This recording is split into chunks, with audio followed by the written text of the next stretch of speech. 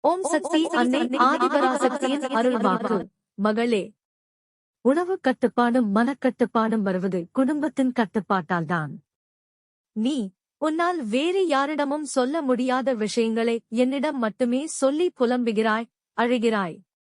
நானே காது கொடுத்து கேட்டு தீர்ப்பேன் மகளே. செவ்வாடை அணிந்து பக்தியோடு தொண்டு செய். எல்லாம் நல்லபடியாக நடக்கும் மகளே. ஒரு குடும்பத்தில் குழந்தையை தாய் வளர்க்கிறாள். ஒரு கட்டத்தில் அந்த தாயை குழந்தை வளர்க்கிறது. இதுவே உன் வாழ்க்கை சக்கரமாகும். தான் கற்று அதை பார்த்து செய்வதுதான் வாழ்க்கையாகும். குழந்தை வளர்ப்பு உன்னுடைய கையில்தான் இருக்கிறது மகளே. குழந்தைகளிடம் பாசம் அதிகம் வைப்பதால் பாதிப்படைவது நீயேதான் மகளே. மற்றவர்கள் பிள்ளைகளையும் உன் பிள்ளைகள் போல நினைக்க வேண்டும். உன் பிள்ளைகளுக்கு மற்றவர்களுடனான உறவுமுறை, மற்றவர்கள் மீதான விருப்பு வெறுப்பு இவற்றையெல்லாம் மாற்றி அமைப்பது உன் கையில்தான் இருக்கிறது மகளே.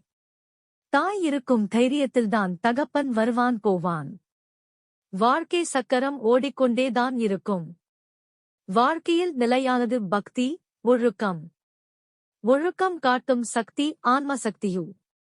ஆன்ம சக்தி என்பது வழிபாடுயு. வழிபாடு காட்டுவது ஆன்மீகம்யு.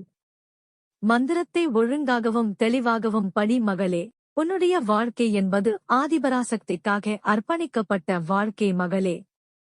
நீ எங்கு போனாலும் பக்தி தொண்டு இவற்றைத் தவிர நிலையானது எதுவும் இல்லை.